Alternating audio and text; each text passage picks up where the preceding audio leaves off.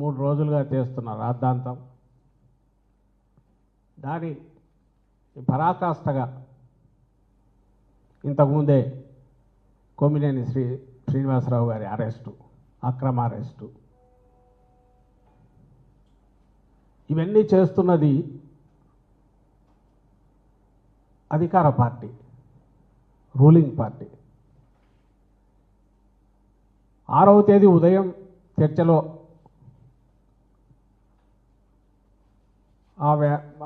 Analyst, విశ్లేషకుడు, journalist Krishnaraju గారు ఏ వ్యాఖ్య అయితే చేశారో దానికి సంబంధించినంత వరకు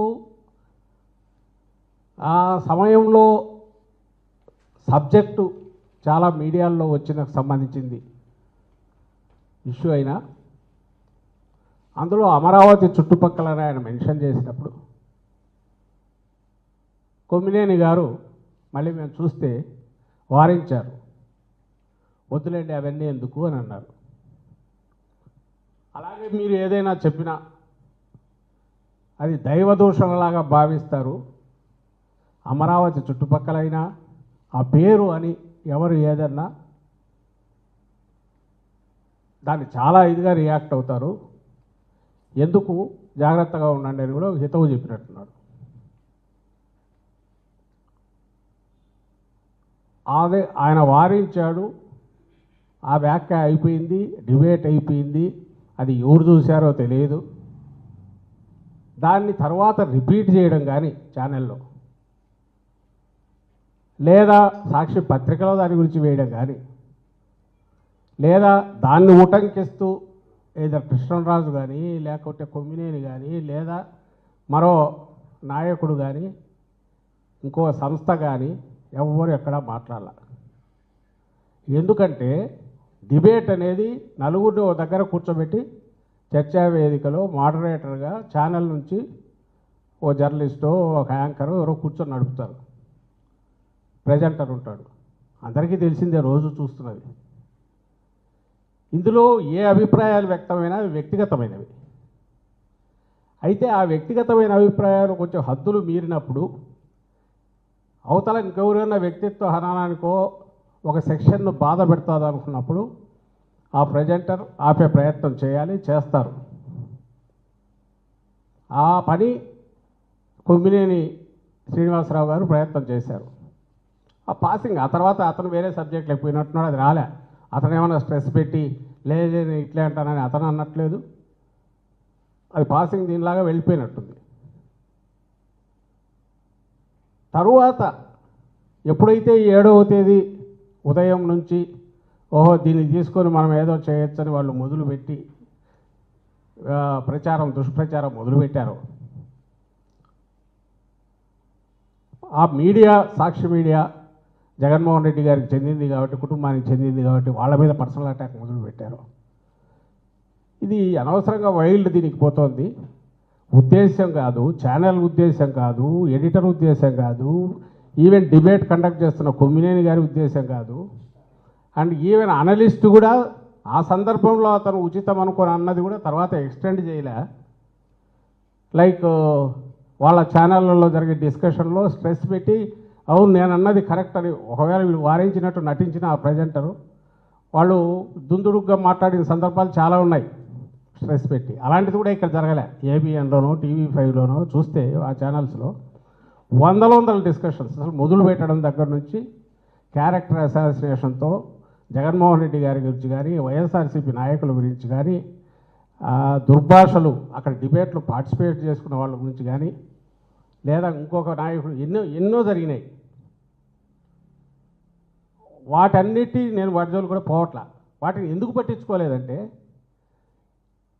మేమెందుకు వాటిని పట్టించుకోలేదంటే ప్రజలకు సంబంధించి ఆన్సరబుల్గా ఉండాలి, జవాబుదారీతనంతో ఉండాల్సిన పొలిటికల్ పార్టీసు ఇలాంటి ఇష్యూస్ మీద ఎక్కువ పోతే అసలు సమస్యలు పక్కకు పోతాయని మేము అధికారంలో ఉన్నప్పుడు వాటిని పట్టించుకునే వాళ్ళం కాదు, ప్రతిపక్షంలో ఉన్నా కూడా వాటి అది కేవలం దుర్బలులు, అసమర్థులు, పిరికి వాళ్ళు,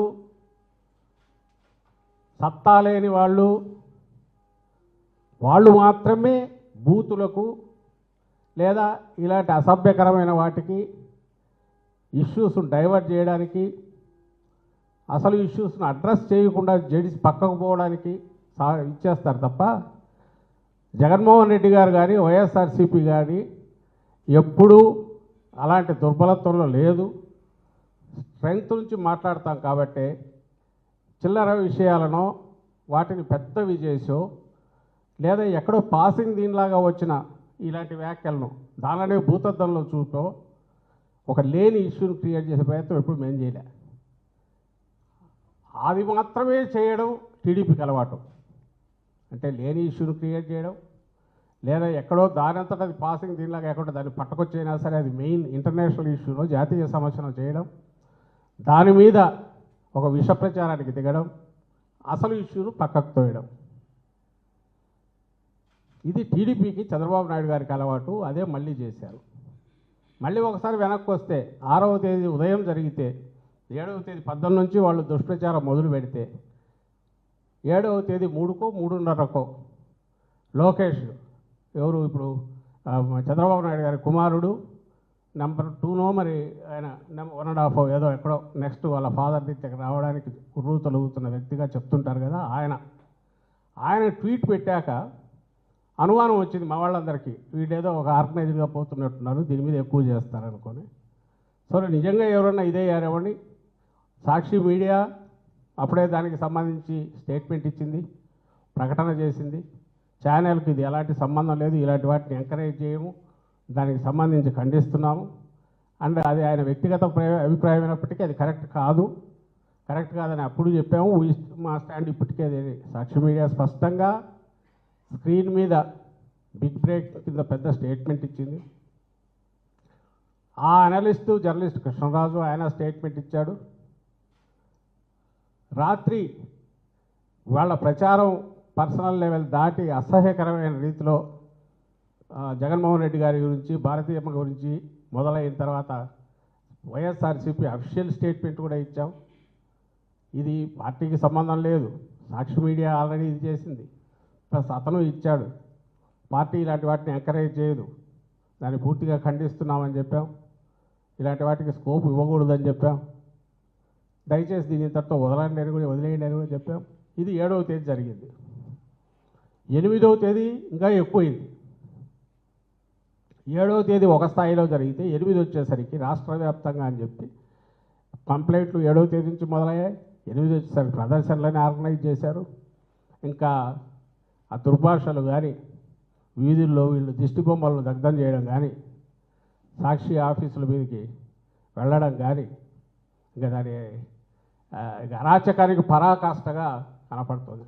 అర్థం కాని విషయం, నిజంగా ఎవరైనా డెలిబరేట్ చేసినా కూడా, అంటే కావాలని ఎవరన్నా అనింటి నాది పొరపాటు అయిపోయిందంటే అక్కడికి వదిలేస్తారు. అలాంటిది ఎలాంటి ఉద్దేశము లేకుండా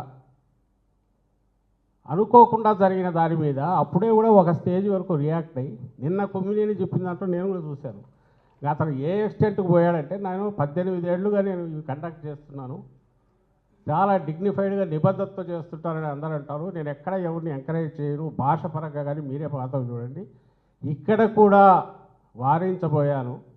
మేబీ ఇప్పుడు మీ స్టేట్మెంట్స్ చూస్తుంటే ఇంకా గట్టిగా చెప్పిండాల్సిందేమో, అది నాదే పొరపాటని ఓన్ కూడా చేసుకొని క్షమాపణలు కూడా కోరాడు. ఏం కావాలా ఎంతకంటే నాకు అర్థం కావట్లా. ఎవరు మొండిగా ఏది ఇది మళ్ళీ చెప్తున్నా, ఇది కృత్రిమంగా ఆర్గనైజ్ చేసిన వాళ్ళతో నడుపుతున్న ప్రదర్శనలు ఇవన్నీ. They are not natural. సహజంగా ఎవరికో కోపం తన్నుకొని వచ్చినవి కాదు. ఎందుకు కాదు అని అంటే ఆ దాంట్లో ఉద్దేశం లేదు, అది ఒక ప్రచారం కింద ఎవరు మార్చుకోలే, దాని జనం కూడా ఎవరు పట్టించుకోలే. మీ తెలుగుదేశం పార్టీ వాళ్ళు అక్కడ ఉన్న కొద్దిమందిని ఆర్గనైజ్ చేసి లేదా రాష్ట్ర వ్యాప్తంగా ఆర్గనైజ్ చేసి అధికారంలో ఉన్నారు కాబట్టి తప్పుడు కేసులు పెట్టి హెరాస్ చేయడానికి దీన్ని వాడుకుంటున్నారు.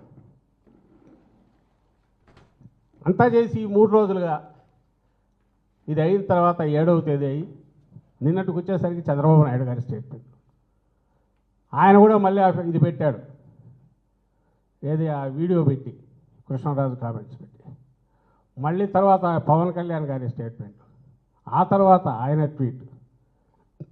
అంటే అంచెలంచెలుగా ఇంకా ఇది ఎంతకాలం దీన్ని లైవ్లో ఉంచాలా, ఎంతకాలం ఇదే రాష్ట్రాన్ని వేధిస్తున్న ప్రధానమైన సమస్యగా చూపాలా, ఎంతకాలం అసలు అమరావతి అనేది మీద మీరు నోరెత్తుతారా, అసలు అమరావతి పేరు ఉచ్చరిస్తారా మీరు అనే కోపం ప్రదర్శించాలా, అది రాష్ట్ర ప్రజలందరికీ కోపంగా ఉందని ఎట్లా ఇంప్రెస్ చేయాలా. వాళ్ళ ఉద్దేశంలో ఇది అమరావతి వాళ్ళది కాదు, అమరావతిని పొరపాటున ఎవరన్నా అంటే ఎంటైర్ 5 కోట్ల మంది కదులుతారు అనే ఇంప్రెషన్ ఇవ్వాలా. దానికి తగినట్టు ఆ ఎండ్ శ్రీకాకుళం నుంచి కింద చిత్తూరు, అనంతపురం, ఇక్కడ బార్డర్ వరకు అన్ని చోట్ల ప్రదర్శనలు. ఈ ఆర్గనైజ్డ్ కాక న్యాచురల్గా వచ్చినవా. ఈ ప్రాసెస్లో ఏం చేశారా వీళ్ళంటే, ఇప్పుడే నాకు వచ్చి చూపిస్తున్నారు, ఆ అన్న వ్యక్తి మళ్ళీ రిపీట్ చేయలే, ఛానల్లో మళ్ళీ రాలా. పోనీ వైఎస్ఆర్సీపీ నాయకులు అరే మా కృష్ణరాజు ఇట్లా అన్నాడు చూడ, ఎవరు మాట్లాడలే, అరే ఎంత బ్రహ్మాండంగా అన్నాడు ఎవరన్నా, సాక్షిలో పేపర్లో రాలే.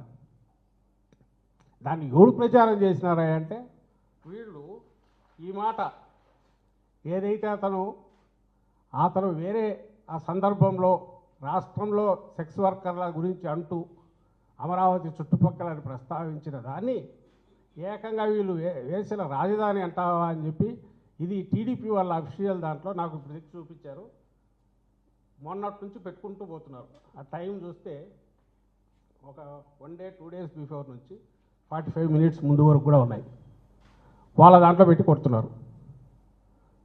అలాగే వాళ్ళ ట్వీట్లన్నింటిలో చంద్రబాబు గారి ట్వీట్తో సహా ఆ వీడియో పెట్టారు. అమరావతి మహిళల పరువు మీరు తీస్తున్నారా, మేము తీస్తున్నామా? మీరు తీస్తున్నారా, ఆయన కృష్ణరాజు తీశాడా? మీరు తీస్తున్నారా, కొమ్మినేని శ్రీనివాసరావు తీశాడా? ఈరోజు కూడా వదలకుండా ఆ ప్రచారం మీరు చేయడం ద్వారా, దాన్ని రిపీటెడ్గా జనంలోకి పంపడం ద్వారా ఎవరు నిజంగా అమరావతి చుట్టుపక్కల ప్రాంతాల్లో ఉండే మహిళల గురించి కానీ లేదా రాష్ట్రంలో మహిళల పరువు ఎవరు తీస్తున్నారు? అతను ప్రస్తావించిన దానికి సంబంధించినంత వరకు రాష్ట్రంలో నేను కొమ్మినేని కూడా ప్రస్తావించాడు, సెక్స్ వర్కర్ల గురించి సంఖ్య దేశంలోనే ఉందంటూ టైమ్స్ ఆఫ్ ఇండియా రిపోర్టు దాన్ని మెన్షన్ చేశాడు, వేరే పత్రికల్లో వచ్చింది. రాష్ట్రంలో ఎక్కువ మంది ఉన్నారంటే రాష్ట్రంలో మహిళలను అవమానించినట్ట. ఎవడైనా తలకాయ ఉండేవాడు ఎవడైనా మాట్లాడే మాటేనా అది? లేదా పర్టికులర్ పరిసర ప్రాంతాల్లో కొంత ఎక్కువ ఉంటారు, లేదా హైవేస్ వెంబడి ఆ ఊరు దగ్గర ఎక్కువ ఉన్నారు, ఇక్కడ ఉంటే ఆ ఊరు మహిళలను అవమానించినట్ట. బట్ అయినా సరే మేము హర్ట్ అయ్యామని కొంతమంది వస్తున్నారు కాబట్టి వాళ్ళు క్షమాపణలు చెప్పారు, డిజోన్ చేసుకున్నారు, అది సమర్థనీయం కాదు, మీ ఎమోషన్స్ మేము అర్థం చేసుకున్నామని అంతగా చెప్పిన తర్వాత ఇంక్లూడింగ్ మీడియా సంస్థతో సహా దాన్ని ఒక ఇష్యూగా చేసి అదే సమస్య అన్నట్టు చేయడం సబబా? చంద్రబాబు నాయుడు గారు అడగాలన్నా కూడా ఎందుకు పెద్ద అనిపించట్లేదంటే ఆయన కావాలని చేస్తున్నాడు. నిజంగా ఆయన ఏదో ఆవేశం మీద ఊగిపోతూ చేస్తే ఏమండి అంత ఆవేశం ఎందుకు, ఇంతకంటే వేరే సమస్యలు లేవా అని అడగచ్చు. కానీ ఆయన క్యాల్కులేటెడ్గా కోల్డ్ బ్లడెడ్గా ఒక పథకం ప్రకారము ఆయనకు తెలిసిన ఏకైక విద్య ఏదైతే ఉందో ఇలాంటి నాన్ ఇష్యూస్ను ఒక పెద్ద ఇష్యూ కింద చేసి విష ప్రచారం చేసైనా సరే ప్రజల తలల్లో గందరగోళము వాళ్ళ తలల్లో ఎక్కించి ఓ దుష్ప్రచారం చేసి ప్రత్యర్థుల్లో లేక ఇంకోరినో కార్నర్ చేసి కొట్టడం. అది ప్రతిపక్షంలో ఉంటే ప్రచారం జరిగి అట్టన్నా చేస్తారు, అధికారంలో ఉంటే కేసులు కూడా పెట్టి కార్నర్ చేసి కక్ష సాధింపులే కూడా దిగుతారు. ఇప్పుడు దాని మీద కేసు పెట్టి హైదరాబాద్ పోయి ఈయన అరెస్ట్ చేశారు. ఆయన సుదీర్ఘకాలం జర్నలిస్టుగా నాకు తెలిసి పొరపాటున కూడా అసభ్యకరమైన మాట్లాడడం అలవాట్లేదు. ఆయన ఇష్యూస్ మీద ఆవేశం ఉంటుంది కొమ్మినేనికి. ఆయన అన్ని సంస్థల్లో పనిచేశాడు, ఈనాడుతో మొదలుపెట్టాడు, ఆంధ్రజ్యోతిలో చేశాడు, ఐ థింక్ టీవీ5లో కూడా చేసినట్టున్నాడు, ఎన్టీవీలో చాలా కాలం చేశాడు.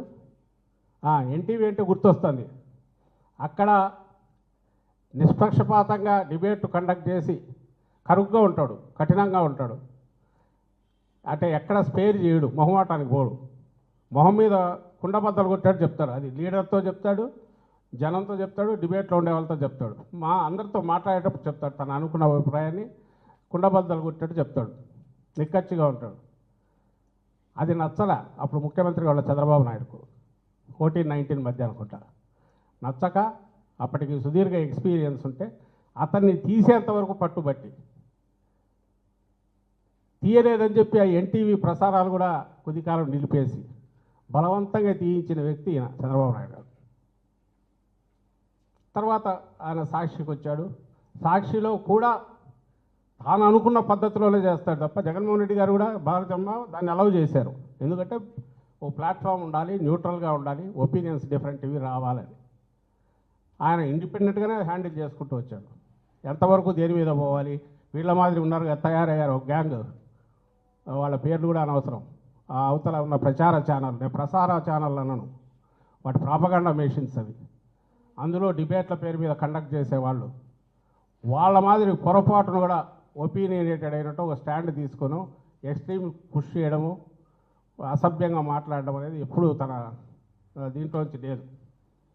అలాంటి వ్యక్తి ఈరోజు నీ మీద తప్పుడు కేసు పెట్టి అరెస్ట్ చేశారు. పోయే కాలం వచ్చింది కాబట్టి ఇవి చేస్తున్నారు అనేది అర్థమవుతుంది. మేబీ పోయే కాలం 5 ఏళ్లకు తీర్పు ఇచ్చారు కాబట్టి ఇంకా 4 ఏళ్ళు ఉందని సంబరపడుతుండొచ్చు. కానీ ఎందుకు చేస్తున్నారు ఈ టైంలో? ఎందుకు చేస్తున్నారంటే 5 ఏళ్లకు 4 ఏళ్లకు తర్వాత పెరిగి కనపడాల్సిన యాంటీ ఇన్కంబెన్సీ అనేది, ఆ వ్యతిరేకత అనేది, అసహ్యం అనేది ప్రజల్లో కూడుగట్టుకున్న అసహ్యం అనేది ఈ ప్రభుత్వం మీద, ఈ పాలకుల మీద, చంద్రబాబు నాయుడు గారి మీద. అంటే అబద్ధాలు కూడా హద్దు ఉంటుందిగా. ఎన్నికలకు ముందు ఏం మామూలువే, అరచేతులు ఇటు చూపించి తిప్పినాడు కదా, మొత్తం అక్కడి నుంచి పాతాళంలో పడేశాడు. ఒక అమాయకులు, వెర్రివాళ్ళు ఏమి క్వశ్చన్ చేయలేరు అనే అభిప్రాయం ఏదైతే ఉందో అంత బండ కూడా అందరి మొహం మీద కొట్టినట్టు చెప్పడం అనేది జనానికి తట్టుకోలేకపోతున్నారు ప్రజలు. దాని నుంచి వచ్చిన వ్యతిరేకత, దాని నుంచి వచ్చిన యాంటీ ఇన్కంబెన్సీ ఏదైతే అది కనపడుతుంది ఎక్కడ చూసినా. 1 ఇయర్లో నిన్న 1 ఇయర్ అయిన సందర్భంగా నాకు తెలిసి న్యూట్రల్ వాళ్ళు కూడా అబ్జర్వ్ చేయండి, ప్రజలు అబ్జర్వ్ చేయండి. వాళ్ళకు వచ్చిన తీర్పుకు ఎవరు జరపాల్సింది, విజయోత్సవాలు జరుపుకోవాల్సింది వాళ్ళు జరుపుకోవాలి. మావి వైఎస్ఆర్సీపీ 1 ఇయర్ మిస్రూల్ మీద మేము పిలిచిన పిలుపుకు రెస్పాన్స్ అట్లా వచ్చింది. వాళ్ళు చేయలేకపోయారు. రేపు 12th అన్నారు, ఆర్గనైజ్డ్గా చేస్తారు. ఏముంది, ఇట్లా పట్టకరా లేని ఇష్యూ మీదనే ప్రదర్శనలు చేసినప్పుడు రేపే ఉంది, బలవంతంగా అయినా తీసుకొచ్చి చేయించే ప్రయత్నం చేస్తారనుకుంటా 12th వాళ్ళు అనుకున్నట్టు. కానీ ఇప్పుడు ఫేస్ చేసే ధైర్యం లేదు ప్రజల్లో. ఇంకో పక్క రోజు మహిళల మీద అఘాయిత్యాలు కానీ, పోలీసుల దాష్టీకం కానీ, అధికార యంత్రాంగం దుర్మార్గాలు కానీ, వాళ్ళ నడిపిస్తున్న పొలిటికల్ బాసెస్ వాళ్ళ దుర్మార్గాలు కానీ, దౌర్జన్యాలు, దోపిడీ ఓపెన్ జరుగుతున్నవి ఏవి ఎవరికి కనపడకూడదు. ఎట్లా పాలా ఇది ఇట్లా ఆపచ్చు. 24 గంటలు కొట్టు, నీ 100-150 యూట్యూబ్ ఛానల్స్, నీ ప్రాపగాండా మెషిన్లు, పేపర్లుగా పిలువబడుతున్న మీడియా సంస్థలుగా పిలువబడుతున్న నీ ప్రాపగాండా మిషన్లు, చంద్రబాబు నాయుడు ఆర్గనైజ్ చేసుకుని నడుపుతున్నవి, పెద్ద గొంతు, చిటిక వేయకముందే రాష్ట్రమంతా ఒకేసారి లేచి ఒకే టోన్తో మాట్లాడగలిగిన సత్తా ఉన్న, నువ్వు పెంచి పోషించిన నాయకులు, వీళ్ళందరితో మొన్నటి నుంచి రక్తి కట్టించి ఒక హయ్యెస్ట్ పీక్కు తీసుకుపోయిన డ్రామా దేనికోసమయ్యా అంటే ఎక్కడ దేన్ని అడ్రస్ చేసే పరిస్థితిలో లేరు. మా హయాంలో, జగన్మోహన్ రెడ్డి గారి ప్రభుత్వ హయాంలో ఎక్కడైనా ఒక ఇన్సిడెంట్ జరిగితే, ఒక మహిళ మీద ఎక్కడన్నా అఘాయిత్యం కానీ ఇంకోటి రెస్పాండ్ అయిన తీరు నేషనల్ లెవెల్ కూడా అప్రిషియేషన్ కూడింది. ఇమ్మీడియట్ ప్రభుత్వం స్పందించాల్సిన తీరు అంటే ఎట్లుండాలంటే ఇట్లుండాలని, అవసరమైతే ఆ అఫీషియల్స్ మీద యాక్షన్ తీసుకోవడంతో పాటు మళ్ళీ రిపీట్ కాకుండా ఏం చేయాలనేది ఆలోచించడంతో పాటు, ఇప్పుడు ఒక్క దగ్గర అలాంటి రియాక్షన్ కనిపిస్తుందా? నిన్న అనంతపురంలో జరిగింది చూసిన, వారం క్రితం బయటపడిన అక్కడే సత్యసాయి జిల్లాలో చూసిన ఒక అమ్మాయి దళిత బాలిక, ఇప్పుడు ఎస్టీ అమ్మాయి, కంప్లైంట్ ఇచ్చిన 6-7 రోజులు కూడా ఏం తెలియదు. ఆఖరికి ఎక్కడో చోట దొరుకుతుంది బడి, దొరికా కేసు బుక్ చేస్తున్నారు. ఇమ్మీడియట్ రెస్పాండ్ అయ్యే సిస్టమ్ కానీ ఎందుకు లేదంటే నువ్వే చంపేశావు. చంద్రబాబు నాయుడు దాన్ని చంపేశాడు. ఆయనకు కావాల్సింది ఇదిగో ఇప్పుడు సాక్షిలో వచ్చిన దాని మీద హైదరాబాద్ పరిగెత్తుకుంటూ పోయినా పట్టుకొని రావాలా, ఇంకెక్కడికి పోయినా పట్టుకొని రావాలా, అమాయకులు తప్పుడు కేసులు పెట్టి హెరాస్ చేయాలి. వీళ్ళు దీంట్లో బిజీగా ఉంటే అక్కడెక్కడ పోతారు? ఆ తెనాల్లో రోడ్డు మీద కూర్చోబెట్టి కొట్టాలా, లేకుంటే వాడు డిఎస్పీ అయినట్టు పంచాయతీ చేయాలా, నువ్వు కమ్మోడికి పుట్టావా లేదా అని తిట్టాలా. ఈ పనులు చేసేవాడికి ఆ తీరిక ఎక్కడ ఉంటుంది పోలీసులకు? ఈయనే పెంచి పోషించి ఇట్లా తయారు చేసిన యంత్రాంగం ఇప్పుడు ఉంటుంది. సో దీన్ని కవర్ చేసుకోవాలి. లేకపోతే మహిళల గురించి మీరు అడగడమే చంద్రబాబు నాయుడు గారు. జగన్మోహన్ రెడ్డి గారు మహిళల పట్ల చూపిన గౌరవం ప్రతి చర్యలో పాలకుడుగా ప్రతి ప్రభుత్వ అధినేతగా ఉన్నప్పుడు చట్టంతో సహా పథకాలతో సహా మేము ఎంపిక చేసిన క్యాండిడేట్లతో సహా ఏ పదవులకు ఎవరిని తీసుకున్న దాంట్లో 50% పెట్టడంతో సహా సాధికారత అంటే నిజమైన అర్థంలో వాళ్లకు పూర్తిగా మహిళలకే పెద్దపీట వేయడంతో సహా మహిళలను మన ఇంటికి కేంద్ర బిందువుగా గుర్తించిన వాడు జగన్మోహన్ రెడ్డి గారు. ఆయన అవమానిస్తారా? ఆయన ఛానల్ అవమానిస్తారా? మీ కడుపు మంటంతా ఒక తప్పుడు దీని మీద చేసుకొని మీ అక్కసంతా అసహ్యకరమైన రీతిలో ఫోటోలు తెచ్చి బయట వేసి చెప్పులతో కొట్టడాలు, అసలు దాన్ని ఏమంటాం, పిశాచాలు కూడా ఇట్లా చేయము, రాక్షసుడు అనలేము. ఇవంతా సంకర ఇది ఉన్నట్టుంది. ఇవన్నీ కలిస్తే తయారైన తెగ ఏదో ఒకటి ఉన్నట్టుంది. ఆ తెగ పూనుకుంటే మాత్రమే ఇట్లా చేయగలదు. దాంట్లో అంటే ఇంకా ఘోరము బాధ కలిగించి భయం వేసేది ఏంటంటే ఈ తెగ అనార్గనైజ్గా లేదు, ఆర్గనైజ్ అయింది, పూర్తి సమన్వయంతో పనిచేస్తుంది, కమ్ముకుంటుంది, కమ్ముకొని దెబ్బ కొట్టాలని చూస్తుంది. ఇది వాళ్ళకి చెప్పి లాభం లేదు కాబట్టి ప్రజలకు చెప్తున్నాం, దయచేసి గమనించండి. ప్రభుత్వంలో ఉండేవాళ్ళు వాళ్ళ బాధ్యత ఏంది, వాళ్ళు చేయాల్సింది ఏంది, ఇప్పుడు చేస్తున్నది ఏంది. 3 రోజులు నువ్వు ముఖ్యమంత్రి దగ్గర నుంచి నీ ఎంటైర్ యంత్రాంగము, నీ పార్టీ మొత్తం ఒక ప్రతిపక్ష పార్టీ మీద, ఒక న్యూస్ ఛానల్ మీద, ఒక మీడియా మీద, జర్నలిస్టు మీద, విశ్లేషకుల మీద అసహ్యకరంగా దుష్ప్రచారం చేస్తా ఆఖరికి అరెస్టు కూడా తెగించినావు. నీకు అధికారం ఇచ్చింది దీనికా? ప్రజలు ఆలోచించాలా. ఇంతకంటే దుర్వినియోగమే ఉంటుంది. దుర్వినియోగానికి పరాకాష్ట ఏముంటుంది? ఇంతకుముందు అన్నట్టు పోయే కాలం వచ్చింది. మేబీ టెక్నికలీ ఎన్నికలు 5 ఏళ్ళు కాబట్టి వాళ్ళు ఉండొచ్చాము. But that's not. కానీ నువ్వు ప్రభుత్వంగా ఫెయిల్ అయిపోయారు. 1 ఇయర్లోనే ఘోరంగా ఫెయిల్ అయ్యారు. నాట్ ఓన్లీ ప్రామిస్లు నిలుపుకోలేదని కాదు, వచ్చిన తర్వాత పాలించే పద్ధతిలో కూడా అరాచకమే తప్ప పాలించాలనే తపన కానీ, సమర్థమైన పాలన అటు చేసి ఆ తపన కానీ, అసలు అవసరం పాలకులుగా మంచి పేరు తెచ్చుకోవాల్సిన అవసరం ఉందని కానీ వాళ్ళు భావించట్లా. సో మా థియరీ వాళ్ళ సిద్ధాంతం ఏంటంటే అరాచకము, ఆటవికత్వం, ఓ మాఫియా తత్వం, వీటిలో వాళ్ళ దోపిడీ సాగించుకోవడం, దాన్ని కవర్ చేసుకోవడానికి తప్పుడు కేసులు ఇటు పెట్టడం, క్వశ్చన్ చేయకుండా రైజ్ చేసే క్వశ్చన్ ఏదైనా ఉంటే ఎట్లా కొడతామో, దుడ్డు కర్రతో ఎట్లా బాగుతామో, ఇంకోటి మాట్లాడాలంటే భయపడేటట్టు ఈరోజు జరిగిన దాన్ని బట్టి చూస్తే వరుసగా జరుగుతున్నది. దాని పరాకాష్ఠగా జర్నలిస్ట్ మీద ఒక సీనియర్ జర్నలిస్ట్ అరెస్ట్లో కనపడుతుంది. ఇది ఈ ప్రమాద గంటికలు ఇవి ఒకరికి కాదు, ఎంటైర్ మీడియాకు, జర్నలిస్టులకు, అందరికీ ఇదే. ఎవడన్నా పొరపాటున మీరు నోరు విప్పితే లేదా నిష్పక్షపాతంగా ఉన్నట్టు కనిపించిన ఓ బ్యాలెన్స్డ్ అప్రోచ్ ఉన్నా మేము సహించము. మీరు పూర్తి లొంగిపోయి చంద్రబాబు నాయుడు గారినో ఆ ప్రభుత్వమే తప్ప ఇంకా వేరే ఏది లేదు ఇక్కడ ఇంత బ్రహ్మాండమైంది ఏది లేదు పొగిడితేనే మీకు సర్వైవల్ ఉంటుందనే మెసేజ్ పంపించాలని చూస్తున్నారు. బట్ అది నిలబడదు. కానీ ఏదైతే భయానక వాతావరణం క్రియేట్ చేస్తున్నారో ఆ పరిస్థితి క్రియేట్ చేశారు. దీన్ని ఖచ్చితంగా ఏదో ఒక పద్ధతిలో ప్రజలందరూ గొంతు విప్పి కూడా దీన్ని క్వశ్చన్ చేయాల్సిన పని ప్రభుత్వం అనేది వేరే ఉంది. దాంట్లో ఫెయిల్ అయితే ఫెయిల్ కానీ అది వేరే విషయం. కానీ నోరు కూడా ఎత్తలే ఇక్కడ. ఏది క్వశ్చన్ చేసిట్టేమని అనుకోవచ్చు. ఆయన జర్నలిస్ట్ కూడా ఆయన పద్ధతిలో ఆయన డిబేట్ కండక్ట్ చేసిన దాని మీద కూడా నువ్వు తట్టుకోలేకపోయావంటే నువ్వు అసలు ఫ్యూచర్లో గొంతెత్తాల్సిన అవసరం లేదు. గొంతెత్తే అవకాశం ఉందనన్నా తొక్కుతాననే మెసేజ్ పంపిస్తున్నావు అనేది అర్థమవుతుంది. దీన్ని మేము సహించామనే ఇది రిప్లై బదులు మన సివిల్ సొసైటీ నుంచి, మేధావుల నుంచి, మీడియా నుంచి, జర్నలిస్టుల నుంచి ముఖ్యంగా ఉండాలని కోరుకుంటున్నాం. Thank you very much. నమస్కారం.